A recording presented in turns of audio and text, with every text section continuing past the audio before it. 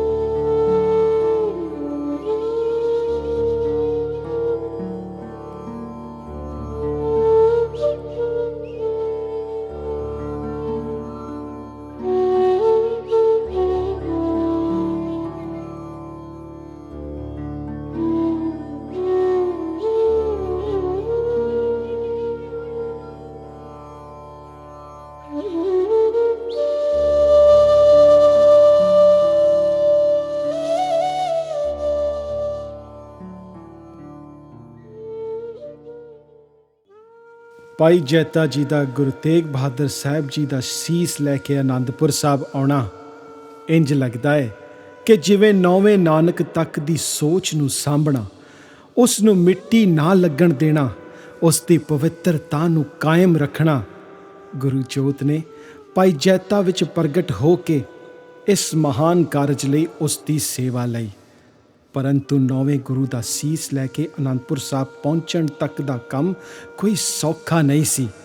ਗੁਰੂ ਦਾ ਸੀਸ ਹੈ, ਉਸ ਦਾ ਅਦਬ ਹੈ, ਸਤਿਕਾਰ ਹੈ। ਇਹ ਨਹੀਂ ਕਿ ਪੰਡ ਵਿੱਚ ਬੰਨਿਆ ਤੇ ਦੂਜੇ ਸਾਜੋ ਸਮਾਨ ਵਿੱਚ ਲਪੇਟ ਕੇ ਚੁੱਕ ਲਿਆ। ਭਾਈ ਜੈਤਾ ਜੀ ਨੇ ਗੁਰੂ ਦਾ ਸੀਸ ਰਸਤੇ ਵਿੱਚ ਕਿਤੇ ਵੀ ਪੁੰਜੇ ਨਹੀਂ ਰੱਖਿਆ। ਪੈਰ ਪੈਰ ਤੇ ਮੁਗਲ ਫੌਜ ਲੱਭਦੀ ਫਿਰਦੀ ਸੀ, ਕਿਉਂਕਿ ਸੀਸ ਕਤਲ ਵਾਲੀ ਥਾਂ ਤੇ ਉਸ ਮੌਕੇ ਆਏ ਹਨੇਰੀ ਝੱਖੜ ਨੂੰ ਠੱਲ ਪੈਣ ਤੋਂ ਬਾਅਦ ਨਾ ਉੱਥੇ ਸੀਸ ਸੀ ਤੇ ਨਾ ਹੀ ਸਰੀਰ। ਔਰੰਗਜ਼ੇਬ ਦੇ ਗੁੱਸੇ ਤੋਂ ਡਰਦੇ ਮਾਰਿਆਂ ਫੌਜ ਨੇ ਫਟਾਫਟ ਲੱਭਣਾ ਸ਼ੁਰੂ ਕਰ ਦਿੱਤਾ। ਉਹਨਾਂ ਨੂੰ ਸ਼ੱਕ ਸੀ ਕਿ ਗੁਰੂ ਦਾ ਸੀਸ ਅਤੇ ਸਰੀਰ ਪੱਕੇ ਤੌਰ ਤੇ ਸਿੱਖਾਂ ਦੁਆਰਾ ਹੀ ਉਠਾਇਆ ਗਿਆ ਹੈ ਤੇ ਹਰ ਹਾਲਤ ਵਿੱਚ ਸਿੱਖ ਸੀਸ ਅਤੇ ਸਰੀਰ ਨੂੰ ਅਨੰਦਪੁਰ ਸਾਹਿਬ ਪੁੱਜਦਾ ਕਰਨਗੇ। ਪੈੜ ਨੱਪਦੇ ਨੱਪਦੇ ਫੌਜ ਪੰਜਾਬ ਵਾਲੇ ਪਾਸੇ ਦਿੱਲੀ ਦੀਆਂ ਬਰੂਹਾਂ 'ਤੇ ਪਹੁੰਚ ਗਈ। ਉਸ ਵੇਲੇ ਭਾਈ ਜੈਤਾ ਜੀ ਇੱਥੇ ਵਸਦੇ ਗੱਡੀ ਪਿੰਡ ਵਿੱਚ ਹੀ ਸਨ। ਇਹ ਪਿੰਡ ਗੁਰੂ ਘਰ ਦੇ ਪ੍ਰੇਮੀਆਂ ਦਾ ਸੀ। ਸੋ ਭਾਈ ਜੈਤਾ ਜੀ ਨੇ ਗੁਰੂ ਦੇ ਸੀਸ ਵਾਲੀ ਗੱਲ ਉਹਨਾਂ ਨਾਲ ਸਾਂਝੀ ਕਰਨੀ ਠੀਕ ਸਮਝੀ। ਗੁਰੂ ਪ੍ਰੇਮੀਆਂ ਨਾਲ ਮੁਲਾਕਾਤ ਕਰਕੇ ਇਹ ਵਿਉਂਤ ਬਣਾਈ ਗਈ ਕਿ ਗੁਰੂ ਦੀ ਉਮਰ ਦੇ ਕਿਸੇ ਸਿੱਖ ਦਾ ਸੀਸ ਕੱਟ ਕੇ ਬਾਅਦਬ ਸੁੱਚੇ ਕੱਪੜੇ ਵਿੱਚ ਲਪੇਟ ਕੇ ਰੱਖ ਲਿਆ ਜਾਵੇ, ਤਾਂ ਜੋ ਦਿੱਲੀ ਸਰਕਾਰ ਦੀ ਫੌਜ ਨੂੰ ਇਹ ਸਿਰ ਵਾਪਸ ਕਰਕੇ ਗੁਰੂ ਦੇ ਅਸਲ ਸੀਸ ਨੂੰ ਅਨੰਦਪੁਰ ਸਾਹਿਬ ਤੱਕ ਪਹੁੰਚਣ ਵਿੱਚ ਕੋਈ ਰੁਕਾਵਟ ਨਾ ਆਵੇ। ਇਸ ਪਿੰਡ ਦੇ ਹੀ ਗੁਰੂ ਘਰ ਦੇ ਪ੍ਰੇਮੀ ਕੁਸ਼ਾਲ ਸਿੰਘ ਦਹੀਆ ਨੇ ਆਪਣਾ ਸਿਰ ਕਟਵਾਉਣ ਦੀ ਪੇਸ਼ਕਸ਼ ਕੀਤੀ। ਉਸ ਪ੍ਰੇਮੀ ਸਿੰਘ ਨੇ ਆਪਣੇ ਹੀ ਪੁੱਤਰ ਕੋਲੋਂ ਆਪਣੇ ਸੀਸ ਕਤਲ ਕਰਵਾਇਆ। ਜਿਸ ਨੂੰ ਮੁਗਲ ਫੌਜ ਦੇ ਹਵਾਲੇ ਕਰ ਦਿੱਤਾ ਗਿਆ।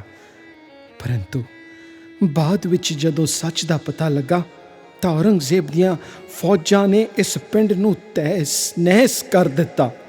ਔਰੰਗਜ਼ੇਬ ਦੀ ਮੌਤ ਤੋਂ ਮਗਰੋਂ ਬਹੁਤ ਸਾਲਾਂ ਬਾਅਦ ਇਸ ਪਿੰਡ ਦੇ ਖੰਡਰ ਦੇ ਉੱਪਰ ਮੁੜ ਤੋਂ ਪਿੰਡ ਵਸਿਆ, ਜਿਹੜਾ ਕਿ ਅੱਜ ਕੱਲ੍ਹ ਬੱਡ ਖਾਲਸਾ ਦੇ ਨਾਮ ਨਾਲ ਜਾਣਿਆ ਜਾਂਦਾ ਹੈ। ਗੁਰੂ ਪ੍ਰੇਮ ਵਿੱਚ ਰਚੇ ਸਿੱਖਾਂ ਲਈ ਜੀਵਨ ਤੇ ਮੌਤ ਇਸ ਤਰ੍ਹਾਂ ਹੈ ਜਿਵੇਂ ਪੋਸ਼ਾਕ ਬਦਲਣਾ। ਗੁਰੂ ਕਿਰਪਾ ਕਰੇ ਇੰਜ ਮਰਨ ਦਾ ਹੱਕ ਵੀ ਚੁਣਵੇਂ ਸੁਰਮਿਆਂ ਨੂੰ ਹੀ ਨਸੀਬ ਹੁੰਦਾ ਹੈ। ਦਾਦਾ ਜੀ, ਗੁਰੂ ਤੇਗ ਬਹਾਦਰ ਸਾਹਿਬ ਦੇ ਸਰੀਰ ਦਾ ਕੀ ਬਣਿਆ? ਪੁੱਤਰ ਜੀ, ਕੁਝ ਦਿਨਾਂ ਮਗਰੋਂ ਲੱਖੀ ਸ਼ਾਹ ਵਣਜਾਰਾ ਨਾਮ ਦਾ ਵਿਅਕਤੀ ਅਨੰਦਪੁਰ ਆਇਆ। ਗੁਰੂ ਮਹਾਰਾਜ ਦੇ ਅੱਗੇ ਪੇਸ਼ ਹੋ ਕੇ ਭਰੇ ਦਰਬਾਰ ਵਿੱਚ ਗੁਰੂ ਤੇਗ ਬਹਾਦਰ ਸਾਹਿਬ ਦੇ ਸਰੀਰ ਦਾ ਸੰਸਕਾਰ ਕਰਨ ਦੀ ਵਾਰਤਾ ਉਸ ਨੇ ਵਿਸਤਾਰ ਨਾਲ ਸੁਣਾਈ। ਉਸ ਨੇ ਦੱਸਿਆ ਕਿ ਉਸ ਦਿਨ ਉਹ ਦਿੱਲੀ ਵਿਖੇ ਉਸ ਰਸਤੇ ਰਾਹੀਂ ਆਪਣੇ ਗੱਡੇ ਵਿੱਚ ਚੂਨਾ ਭਰ ਕੇ ਲਿਜਾ ਰਿਹਾ ਸੀ। ਸੋ ਇਸ ਹਫੜਾ ਦਫੜੀ ਵਿੱਚ ਉਸ ਨੇ ਗੁਰੂ ਦਾ ਸਰੀਰ ਸਤਿਕਾਰ ਨਾਲ ਚੁੱਕ ਕੇ ਆਪਣੇ ਗੱਡੇ ਵਿੱਚ ਲੁਕਾ ਲਿਆ ਤੇ ਆਪਣੇ ਘਰ ਜਾ ਕੇ ਗੁਰੂ ਸਾਹਿਬ ਦੇ ਸਰੀਰ ਦਾ ਬਾਅਦ ਸੰਸਕਾਰ ਇਸ ਤਰੀਕੇ ਨਾਲ ਕਰ ਦਿੱਤਾ ਕਿ ਵੇਖਣ ਵਾਲਿਆਂ ਨੂੰ ਇੰਜ ਲੱਗੇ ਕਿ ਉਸ ਦੇ ਘਰ ਨੂੰ ਅੱਗ ਲੱਗ ਗਈ ਹੈ। ਪਿਆਰੇ ਫਰਜ਼ੰਦ, ਇਸ ਮੌਕੇ ਬਾਲ ਗੋਬਿੰਦ ਰਾਏ ਨੇ ਸੰਗਤ ਨੂੰ ਸੰਬੋਧਨ ਕਰਦਿਆਂ ਕਿਹਾ, ਮੈਂ ਅਜਿਹੇ ਸਿੱਖ ਪੈਦਾ ਕਰਾਂਗਾ ਜਿਨ੍ਹਾਂ ਦੇ ਚਿਹਰੇ ਤੇ ਕਦੇ ਵੀ ਮੌਤ ਦਾ ਭੈ ਨਹੀਂ ਹੋਵੇਗਾ। ਅਜਿਹੇ ਸਿੱਖ ਹਜ਼ਾਰਾਂ ਲੱਖਾਂ ਵਿੱਚ ਦੂਰ ਤੋਂ ਹੀ ਪਹਿਚਾਣੇ ਜਾਣਗੇ। ਗੁਰੂ ਤੇਗ ਬਹਾਦਰ ਸਾਹਿਬ ਦੀ ਸ਼ਹੀਦੀ ਮਗਰੋਂ ਬਾਲ ਗੋਬਿੰਦ ਰਾਏ ਸਾਹਮਣੇ 3 ਰਸਤੇ ਸਨ। ਪਹਿਲਾ ਭਜਨ ਬੰਦਗੀ ਵਿੱਚ ਲੀਨ ਹੋ ਕੇ ਮਾਲਾ ਜਪਦੇ ਰਹਿਣ ਦਾ, ਕਿਉਂਕਿ ਮੱਥਾ ਟੇਕਣ ਵਾਲਿਆਂ ਦਾ ਕੋਈ ਅੰਤ ਨਹੀਂ ਸੀ। ਚੜਾਵਾ ਗੁਰੂ ਘਰ ਨੂੰ ਬਥੇਰਾ ਆਉਂਦਾ ਸੀ।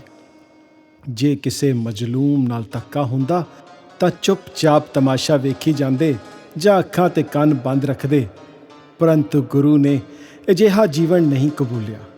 ਦੂਜਾ ਰਸਤਾ ਸੀ ਆਪਣੇ ਪਿਤਾ ਜੀ ਵਾਂਗ ਬਾਬਾ ਨਾਨਕ ਦਾ ਸੁਨੇਹਾ ਲੋਕਾਈ ਤੱਕ ਪਹੁੰਚਾਉਣ ਵਿੱਚ ਲੱਗੇ ਰਹਿਣ ਦਾ, ਤੇ ਆਖਰਕਾਰ ਪ੍ਰਚਲਿਤ ਧਰਮਾਂ ਦੇ ਠੇਕੇਦਾਰਾਂ ਤੇ ਹੁਕਮਰਾਨਾਂ ਦੀਆਂ ਰਲੀਆਂ ਮਿਲੀਆਂ ਚਾਲਾਂ ਦਾ ਸ਼ਿਕਾਰ ਹੋ ਕੇ ਉਹਨਾਂ ਹੱਥੋਂ ਮਾਰੇ ਜਾਂਦੇ। ਤੀਜਾ ਰਸਤਾ ਸਿਰਫ ਇਹ ਬਚਿਆ ਸੀ ਕਿ ਬਹਾਦਰ ਬਣ ਕੇ ਬਹਾਦਰ ਲੋਕਾਂ ਨੂੰ ਲੱਭਦੇ ਜਾਂ ਕਮਜ਼ੋਰਾਂ ਨੂੰ ਬਹਾਦਰ ਬਣਾਉਂਦੇ ਤੇ ਜ਼ੁਲਮਾਂ ਦਾ ਟਾਕਰਾ ਕਰਦੇ, ਕਿਉਂਕਿ 9 ਨਾਨਕਾਂ ਨੇ ਹਰ ਹੀਲਾ ਵਸੀਲਾ ਕਰਕੇ ਵੇਖ ਲਿਆ ਸੀ ਕਿ ਧਰਮ ਦੇ ਠੇਕੇਦਾਰ ਅਤੇ ਹੁਕਮਰਾਨ ਜ਼ੁਲਮ ਕਰਨਾ ਬੰਦ ਕਰਨ, ਆਮ ਲੋਕਾਂ ਨੂੰ ਆਜ਼ਾਦੀ ਨਾਲ ਸੋਚਣ ਤੇ ਵਿਚਰਨ ਦੇਣ। ਇਹਨਾਂ 9 ਨਾਨਕਾਂ ਦੀ ਘਾਲਣਾ ਪੁਕਾਰ ਪੁਕਾਰ ਕੇ ਕਹਿ ਰਹੀ ਲੱਗਦੀ ਸੀ, ਚੂੰਕਾਰ ਅਜ ਹਮਾ ਹੀਲ ਤੇ ਦਰ ਗੁਜਸ਼ਤ, ਹਲਾਲ ਅਸਤ ਬੁਰਦਨ ਬਾ ਸ਼ਮਸ਼ੀਰ ਦਸਤ। ਸਾਰਿਆਂ ਹੀਲਿਆਂ ਵਸੀਲਿਆਂ ਨਾਲ ਜਦੋਂ ਜ਼ੁਲਮ ਬਾਜ ਨਾ ਆਵੇ ਤਾਂ ਹੱਥ ਵਿੱਚ ਤਲਵਾਰ ਚੁੱਕਣਾ ਜਾਇਜ਼ ਹੁੰਦਾ ਹੈ। ਸੋ ਗੁਰੂ ਗੋਬਿੰਦ ਸਿੰਘ ਮਹਾਰਾਜ ਨੇ ਇਹ ਤੀਜਾ ਰਸਤਾ ਚੁਣਿਆ। ਦਾਦਾ ਜੀ, 9 ਸਾਲ ਦੇ ਬੱਚਿਆਂ ਨੂੰ ਤਾਂ ਮਾਤਾ ਪਿਤਾ ਤੇ ਹੋਰ ਰਿਸ਼ਤੇਦਾਰ ਸੁਗਾਤ ਵਜੋਂ ਖਿਡੌਣੇ ਲੈ ਕੇ ਆਉਂਦੇ ਨੇ, ਪਰੰਤੂ ਗੁਰੂ ਸਾਹਿਬ ਨੂੰ ਇਸ ਉਮਰ ਵਿੱਚ ਆਪਣੇ ਸ਼ਹੀਦ ਹੋਏ ਪਿਤਾ ਦਾ ਸੀਸ ਨਸੀਬ ਹੋਇਆ। ਕਿੰਨਾ ਮੁਸ਼ਕਿਲ ਹੋਵੇਗਾ ਗੁਰੂ ਸਾਹਿਬ ਲਈ। ਇੱਕ ਪਾਸੇ ਇੰਨੀ ਛੋਟੀ ਉਮਰ ਵਿੱਚ 9 ਨਾਨਕਾਂ ਦੀ ਸੋਧ ਦਾ ਪਾਰ ਤੇ ਦੂਜੇ ਪਾਸੇ ਦਿੱਲੀ ਦੀ ਜ਼ਾਲਮ ਹਕੂਮਤ। ਬਿਲਕੁਲ ਠੀਕ ਕਿਹਾ ਮੇਰੇ ਫਰਜ਼ੰਦ।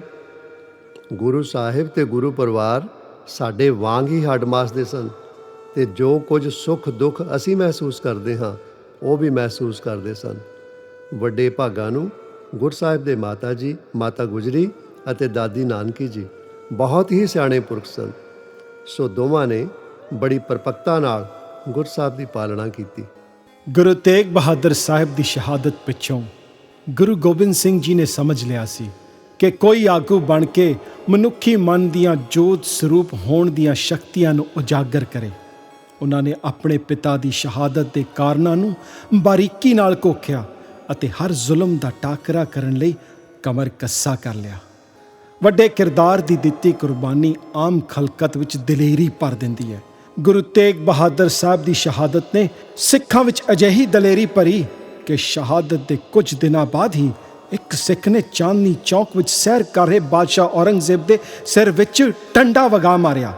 ਕਿਸੇ ਹੋਰ ਸਿੱਖ ਨੇ ਪੱਥਰ ਮਾਰਿਆ ਅਤੇ ਇਸੇ ਤਰ੍ਹਾਂ ਇੱਕ ਹੋਰ ਸਿੱਖ ਨੇ ਇੱਕ ਦਿਨ ਬਾਦਸ਼ਾਹ ਦੇ ਸਾਹਮਣੇ ਤਲਵਾਰ ਕੱਢ ਲਈ। ਭਾਵੇਂ ਬਾਦਸ਼ਾਹ ਦੇ ਅਹਿਲਕਾਰਾਂ ਨੇ ਇਹਨਾਂ ਨੂੰ ਕਤਲ ਕਰ ਦਿੱਤਾ, ਪਰ ਗੁਰੂ ਅਰਜਨ ਦੇਵ ਜੀ ਦੀ ਸ਼ਹੀਦੀ ਮਗਰੋਂ ਸਿੱਖਾਂ ਦੇ ਧੁਖਦੇ ਹਿਰਦਿਆਂ ਵਿੱਚ ਗੁਰੂ ਤੇਗ ਬਹਾਦਰ ਸਾਹਿਬ ਦੀ ਸ਼ਹੀਦੀ ਨੇ ਅੱਗ ਦੇ ਭਾਂਬੜ ਬਾਲ ਦਿੱਤੇ ਤੇ ਉਹਨਾਂ ਨੂੰ ਗੁਰੂ ਸਾਹਿਬਾਨਾਂ ਦੀ ਅਦੁੱਤੀ ਸ਼ਹੀਦੀ ਸਾਹਮਣੇ ਆਪਣੇ ਆਪ ਨੂੰ ਕੁਰਬਾਨ ਕਰਨਾ ਤਿਣਕਾ ਮਾਤਰ ਲੱਗਣ ਲੱਗ ਪਿਆ। ਇੰਨੀਆਂ ਵੱਡੀਆਂ ਜ਼ਿੰਮੇਵਾਰੀਆਂ ਸਿਰ ਤੇ ਹੋਣ ਕਾਰਨ ਬਾਲਕ ਗੋਬਿੰਦ ਰਾਏ ਨੇ ਸੰਸਾਰੀ, ਵਿਹਾਰੀ ਅਤੇ ਚੰਗੀ ਵਿੱਦਿਆ ਛੋਟੀ ਉਮਰੇ ਹੀ ਹਾਸਲ ਕਰ ਲਈ। ਉਹਨਾਂ ਦੀ ਮਕਬੂਲਤਾ ਦੂਰ ਦੁਰਾਡੇ ਤੱਕ ਪਹੁੰਚ ਗਈ। ਗੁਰੂ ਗੋਬਿੰਦ ਸਿੰਘ ਜੀ ਦੀ ਸਭ ਤੋਂ ਵੱਡੀ ਪ੍ਰਾਪਤੀ ਅਨੰਦਪੁਰ ਸਾਹਿਬ ਦੀ ਧਰਤੀ ਤੇ ਜਾਤ-ਪਾਤ ਨੂੰ ਖਤਮ ਕਰਨ ਦੀ ਸੀ। ਪਹਾੜੀ ਰਾਜੇ ਨੀਵੀਆਂ ਜਾਤਾਂ ਵਾਲੇ ਲੋਕਾਂ, ਇੱਥੋਂ ਤੱਕ ਕਿ ਜੱਟ ਜ਼ਿਮੀਂਦਾਰ ਨੂੰ ਵੀ ਆਪਣੀ ਦੇਹਲੀ ਨਹੀਂ ਚੜ੍ਹਨ ਦਿੰਦੇ ਸਨ। ਉਹਨਾਂ ਨੂੰ ਇਹ ਵੀ ਖਦਸ਼ਾ ਸੀ ਕਿ ਗੁਰੂ ਗੋਬਿੰਦ ਸਿੰਘ ਇਹਨਾਂ ਨੀਵੀਆਂ ਜਾਤੀਆਂ ਦੇ ਲੋਕਾਂ ਨੂੰ ਉਹਨਾਂ ਵਿਰੁੱਧ ਉਕਸਾ ਰਿਹਾ ਹੈ। ਉਹਨਾਂ ਨੂੰ ਡਰ ਸੀ ਕਿ ਇਹਨਾਂ ਨੀਵੀਆਂ ਜਾਤੀਆਂ ਦੇ ਲੋਕਾਂ ਨੂੰ ਉਹਨਾਂ ਦੁਆਰਾ ਕੀਤੀ ਨਫ਼ਰਤ ਕਿਤੇ ਜਵਾਲਾਮੁਖੀ ਬਣ ਕੇ ਉਹਨਾਂ ਤੇ ਹੀ ਨਾ ਆਣ ਗਿਰੇ। ਦੂਜੇ ਪਾਸੇ ਬ੍ਰਾਹਮਣ ਨੇ ਮਨੁੱਖਾਂ ਵਿੱਚ ਵੰਡੀਆਂ ਸਿਰਫ ਜਾਤ ਬਰਾਦਰੀ ਕਰਕੇ ਹੀ ਨਹੀਂ ਪਾਈਆਂ ਸਨ, ਬਲਕਿ ਤਿੱਥ ਤਿਉਹਾਰ ਵੀ ਵੱਖ-ਵੱਖ ਕਰ ਦਿੱਤੇ ਸਨ। ਵਿਸਾਖੀ ਦਾ ਤਿਉਹਾਰ ਬ੍ਰਾਹਮਣਾਂ ਨੇ ਆਪਣੇ ਲਈ ਰੱਖ ਲਿਆ, ਦੁਸ਼ਹਿਰਾ ਕਸ਼ਤਰੀਆਂ ਲਈ, ਵੈਸ਼ਿਆਂ ਦੀ ਦੀਵਾਲੀ ਤੇ ਹੋਲੀ ਸ਼ੂਦਰਾਂ ਲਈ। ਗੁਰੂ ਸਾਹਿਬ ਨੇ ਸਾਰੇ ਵਰਨ ਇਕੱਠੇ ਕਰਕੇ ਇੱਕ ਨਵਾਂ ਇਤਿਹਾਸ ਸਿਰਜ ਦਿੱਤਾ। ਹੋਲੀ ਤੋਂ ਅਗਲੇ ਦਿਨ ਹੋਣ ਵਾਲਾ ਤਿਉਹਾਰ ਹੋਲਾ ਮੁਹੱਲਾ ਸਭ ਦਾ ਸਾਂਝਾ ਤਿਉਹਾਰ ਬਣਾ ਦਿੱਤਾ। ਹੋਲੀ ਅਰਬੀ ਦਾ ਸ਼ਬਦ ਹੈ, ਮੁਹੱਲਾ ਫਾਰਸੀ ਦਾ। ਹੋਲੇ ਤੋਂ ਭਾਵ ਹਮਲਾ ਅਤੇ ਮੁਹੱਲੇ ਤੋਂ ਭਾਵ ਹੈ ਜਾ ਕੇ ਹਮਲਾ ਕਰਨਾ। ਗੁਰੂ ਸਾਹਿਬ ਬੜੀ ਸਿਆਣਪ ਨਾਲ ਆਮ ਇਨਸਾਨ ਨੂੰ ਸਿਖਾ ਰਹੇ ਸਨ ਕਿ ਸੂਝ ਦਾ ਹਮਲਾ ਅਗਿਆਨਤਾ ਨੂੰ ਮਿਟਾਉਣ ਲਈ ਕਿਸ ਵੇਲੇ ਅਤੇ ਕਿਹੜੀ ਥਾਂ ਤੇ ਕਰਨਾ ਹੈ। ਗੁਰੂ ਸਾਹਿਬ ਹਰ ਸਾਲ ਇਸ ਤਿਉਹਾਰ ਵਾਲੇ ਦਿਨ ਆਪਣੀਆਂ ਫੌਜਾਂ ਨੂੰ ਦੋ ਭਾਗਾਂ ਵਿੱਚ ਵੰਡ ਕੇ ਜੰਗੀ ਅਭਿਆਸ ਦੇ ਮੁਕਾਬਲੇ ਵੀ ਕਰਵਾਉਂਦੇ ਸਨ।